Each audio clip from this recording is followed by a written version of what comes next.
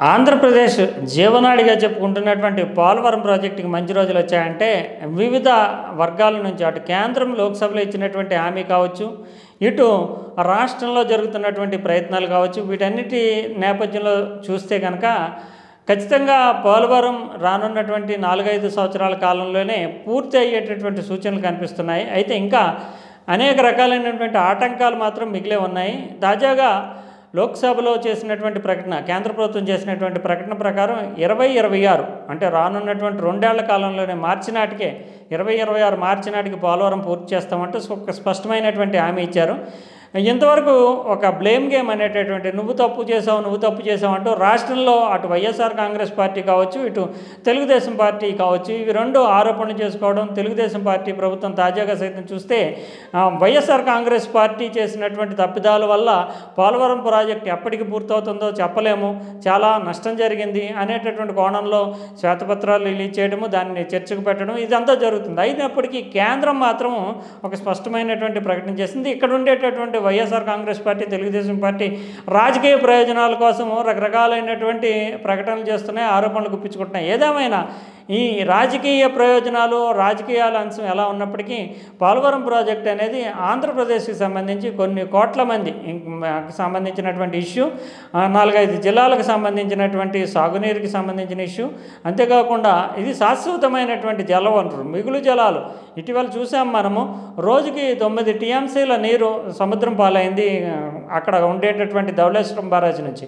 అంటే ఏడాదికి దాదాపు 2000 నుంచి 2500 టీఎంసీల నీరు పోలవరం కట్టకపోతే కనుక గోదావరి నుంచి వృధాగా సముద్రంలోకి వెళ్ళిపోతుంది. ఆంధ్రప్రదేశ్కి అత్యంత విలువైనటువంటి జలవనరుగా ఉన్నటువంటి గోదావరి నుంచి ఎక్కడ పెద్ద ప్రాజెక్టులు ఏమీ లేవు. కేవలం ధవళేశ్వరం వద్ద ఉండేటటువంటి బరాజు ఒక 12 టీఎంసీ అంటే 3 టీఎంసీల నీటిని క్రమబద్ధీకరించి వదలడానికే తప్ప రిజర్వాయర్ కాదు. అందువల్ల 1 టీఎంసీ నీటిలో సాధారణంగా వరి, చెరుకు లాంటి సాగు చేస్తే కనుక 10,000 ఎకరాలకి అంటే 10 టీఎంసీల నీటి నుంచి 1,00,000 ఎకరాలు పండేందుకు అవకాశం ఉంటుంది.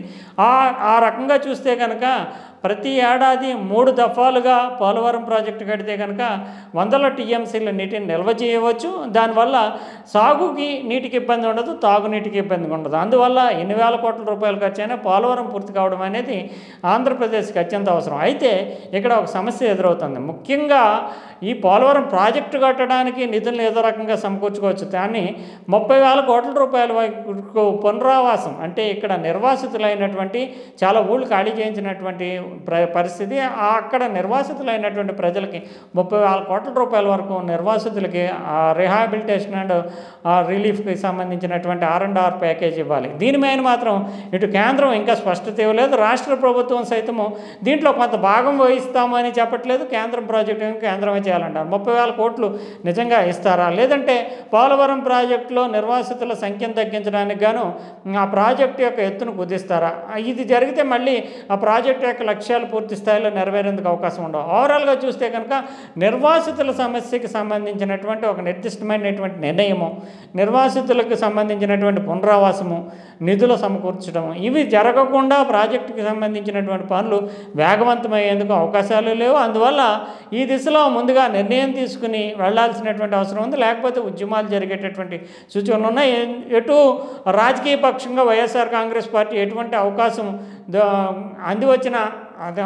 అందిపుచ్చుకుని ఎగదోసేందుకు అవకాశం ఉంటుంది. అందువల్ల కేంద్రానికి కానీ రాష్ట్రానికి కానీ ఎటువంటి ఆటంకాలు లేకుండా నిర్వాసితులు సంతృప్తిగా ఉండాలంటే వాళ్ళకి సంబంధించినటువంటి ప్యాకేజీ పైన స్పష్టమైనటువంటి నిర్ణయం తీసుకుని దానికి సంబంధించిన నిధులు సమకూర్చడం ద్వారా రాజకీయాలకు అతీతంగా ఈ ప్రాజెక్టును పూర్తి చేయాల్సినటువంటి అవసరం ఉంది. ఏదేమైనా కేంద్రం చిత్తశుద్ధి కనబరచడము, దానిని రాజకీయాలతో ముడిపెట్టకుండా రాష్ట్ర ప్రభుత్వం సైతం చురుకుగా వ్యవహరిస్తే ఖచ్చితంగా ఈ ప్రాజెక్టు పూర్తవుతుంది.